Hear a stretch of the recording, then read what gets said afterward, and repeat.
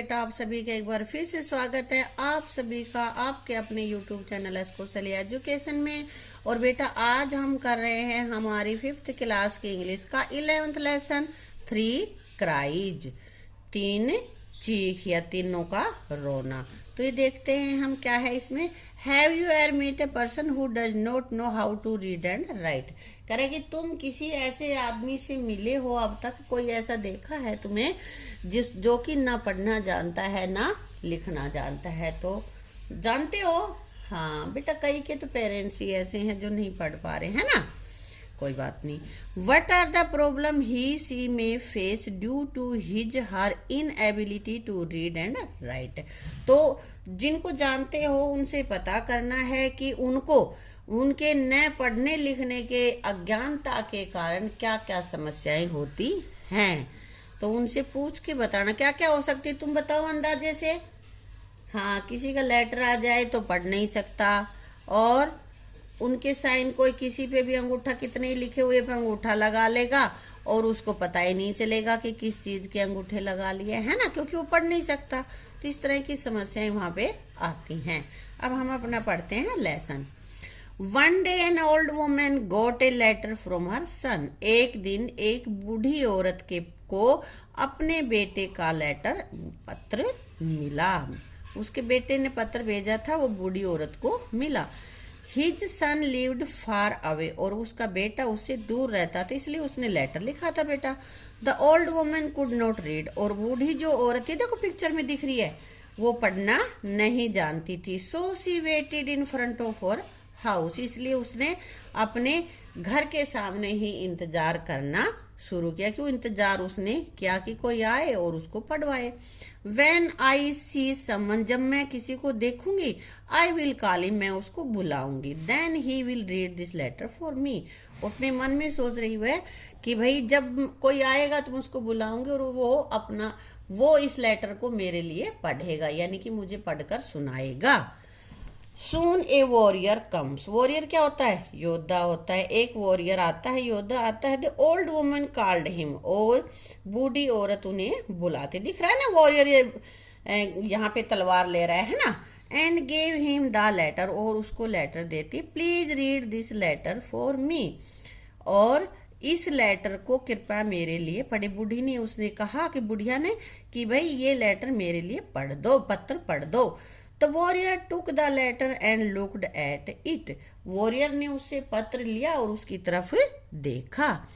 Tears welled up in his eyes, और उसकी आंखों में आंसू आ गए। He began to cry bitterly, बुरी तरह से। bitterly मतलब बुरी तरह से, बहुत जोर से। cry means चिल्लाना, और वह फूट फूट कर रोने लगा। bitterly means होता बहुत तेज से फूट फूट कर रोना, और उसने फूट फूट कर रोना शुरू कर दिया। The old woman was shocked, और बूढ़ी औरत बहुत दुखी हुई। क्यों? Is something went wrong with my son, क्या मेरे बेटे के साथ कुछ गलत हुआ है? How is he, she began to ask, और वो पूछने लगी कि क्या हुआ भाई, क्यों रो रहा है, मेरे बेटे के साथ कुछ गलत हुआ क्या? But the warrior did not answer, परंतु योद्धा ने कोई उत्तर नहीं दिया। ही ओनली क्राइड मोर, वह और जोर से रोने लगा।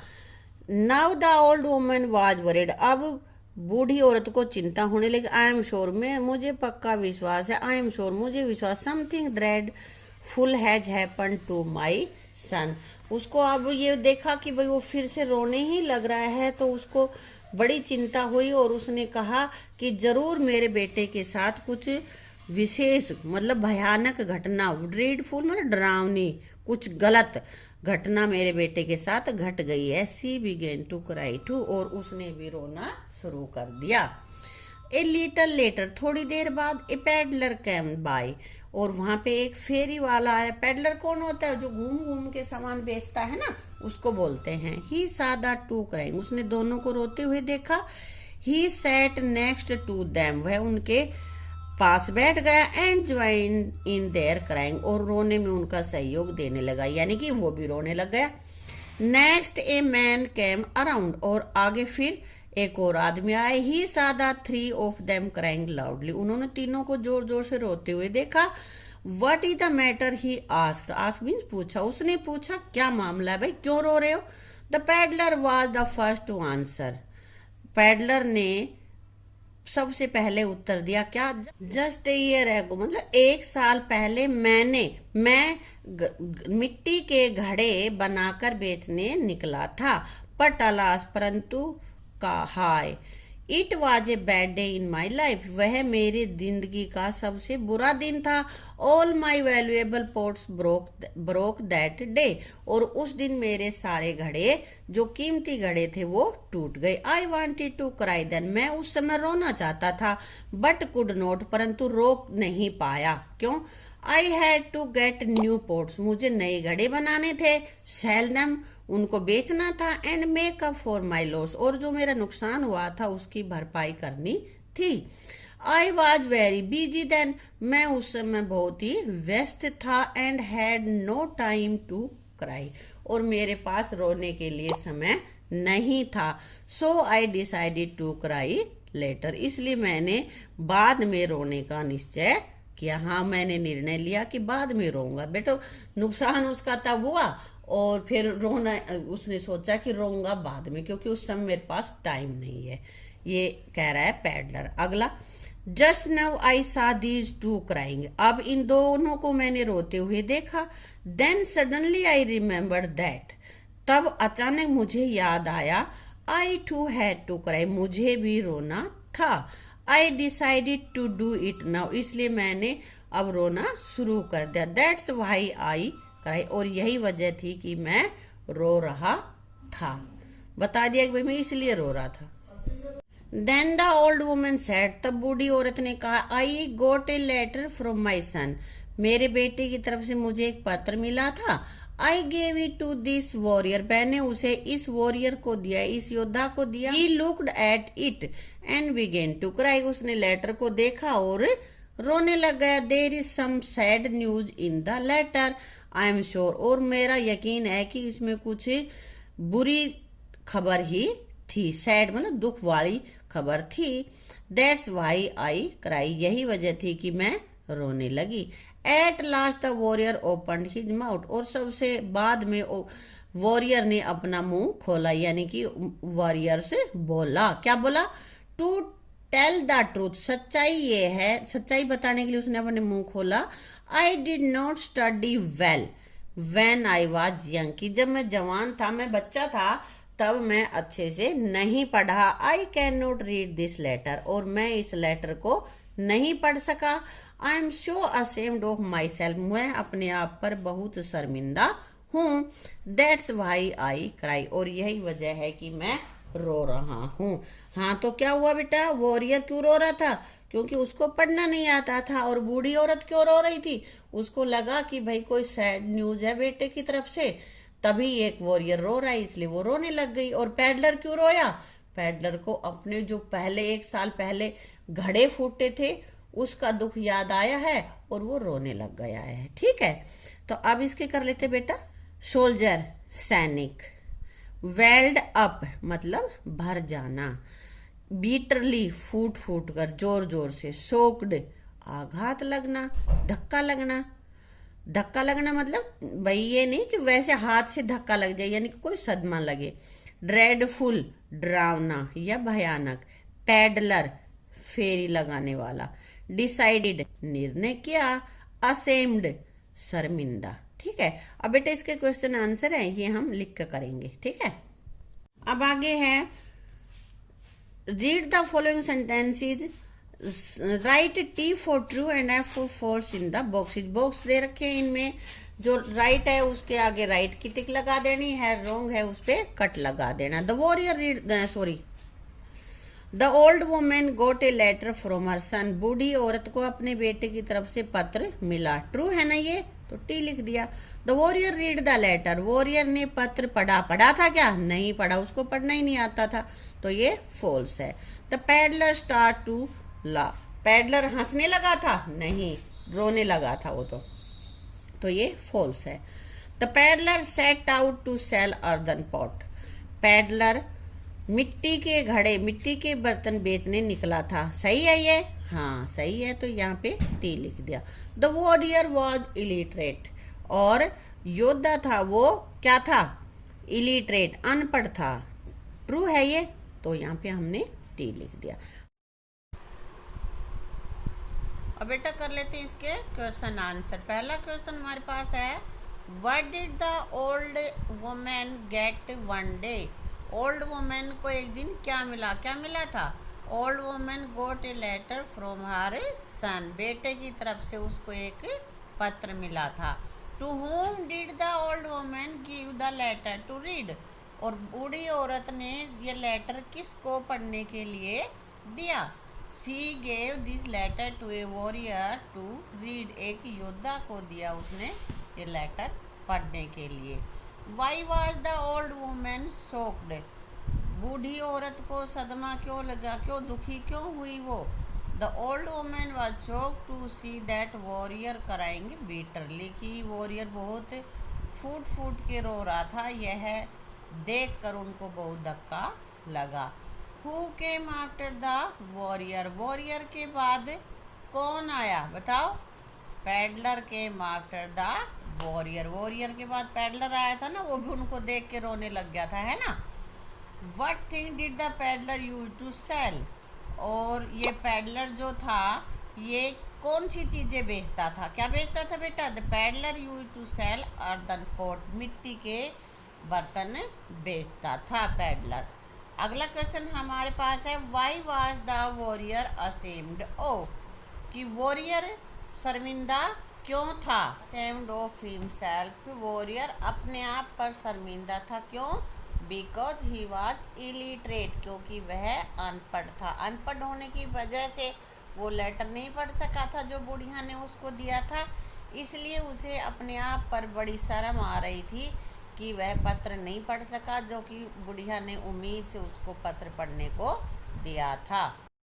और ये जो बॉक्स में दे रखे हैं लेटर्स, इनको देख के हमें ये फिलअप करने हैं, ठीक है। तो क्या है देखते हैं, जो भरने हैं वो देख लेते हैं। इंस्टीड ऑफ की बजाय, ऑलवेज हमेशा, श्योर पक्का, ग्रेटफुल मतलब आभारी, मेकअप बनाता, अम्यूज्ड खुश होना, शॉक्ड दुखी हुआ। ये इनकी सेकंड फॉर्म है, अम्यूज्ड खुश हुआ और शॉक्ड दुखी हुआ। अब देख लेते हैं, पहला हमारे पास है, Rohan dash gets up early in the morning. बेटा मॉर्निंग में उठता है, तो इसका मतलब ऑलवेज, हमेशा मॉर्निंग में सुबह उठता है। कौन? Rohan. No one take interest in him as he always fake stories. Fake story मतलब झूठी कहानी, नकली कहानियां बनाता है, तो makes up. I am for you for your kind behaviour, अच्छे फेवर के लिए क्या करेंगे? धन्यवाद ही करेंगे ना, उनका आभार प्रकट करेंगे, यहाँ पे ग्रेटफुल आ जाएगा, ठीक है। They spend all their time playing studying, तो की बजाय, पढ़ने की बजाय खेलने में पूरा समय व्यतीत करते हैं, इसलिए यहाँ पे आएगा instead of. He was of his success, अपनी सफलता पर उसे श्योर था, मतलब पक्का था, विश्वास था कि मैं सक्सेस हूँगा। Children were by the magic trick, magic trick देख के बच्चे क्या होंगे? खुश होंगे ना, तो वर अम्यूज्ड खुश हुए। I was at is poor performance, किसी का परफॉर्मेंस अच्छी नहीं थी तो वो क्या होगा? शोकडी होगा, दुखी होगा, है ना।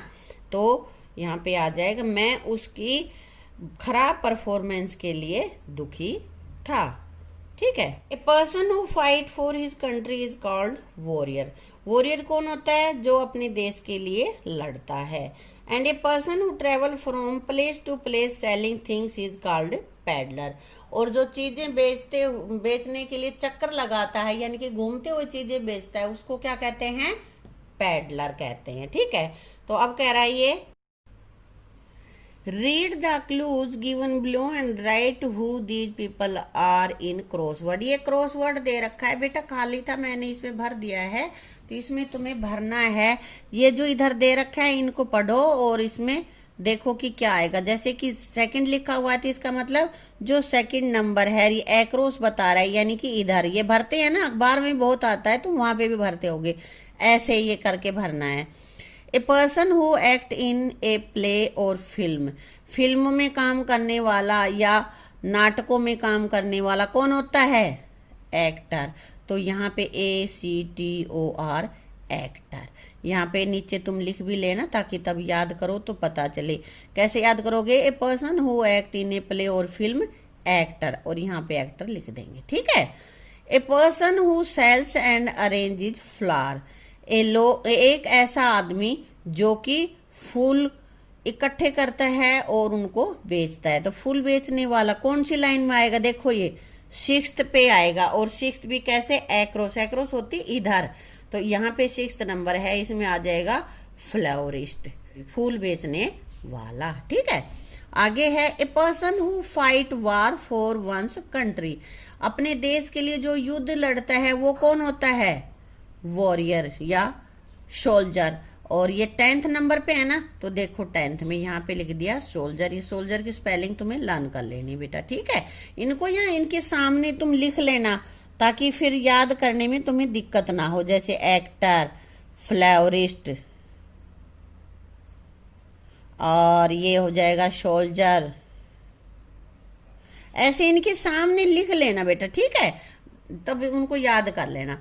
ए person who dry clean clothes, एक ऐसा आदमी जो कपड़े ड्राई क्लीन करता है। कौन से नंबर पे है? 11 नंबर पे। यहाँ देखो ड्राई क्लीनर, समझ गए। अब ये कह रहा है डाउन, यानी कि ऊपर से नीचे ऐसे जो लिखे हुए हैं इनमें अब भरना है। तो 1 नंबर पे क्या भरना है बेटा तुम्हें? ए person who click photograph. 1 number कहाँ पे है? ये रहा। और एक ऐसा आदमी जो फोटो खींचता है वो कौन होता है? फोटोग्राफर। ये यहाँ पे हमने लिख दिया है, ठीक है। ऐसे ही ये मैंने सारे लिखे हैं, तुम इनके सामने पहले देख देख के लिख लेना और फिर अपने इस पे भर लेना, समझ गए? हाँ, तो इसको कंप्लीट कर लेना बेटा। और इस लेसन की यहाँ तक का लेसन हम करेंगे अपनी इस वीडियो में, और बाकी का हम करेंगे अपनी अगली वीडियो में, ठीक है। Thank you.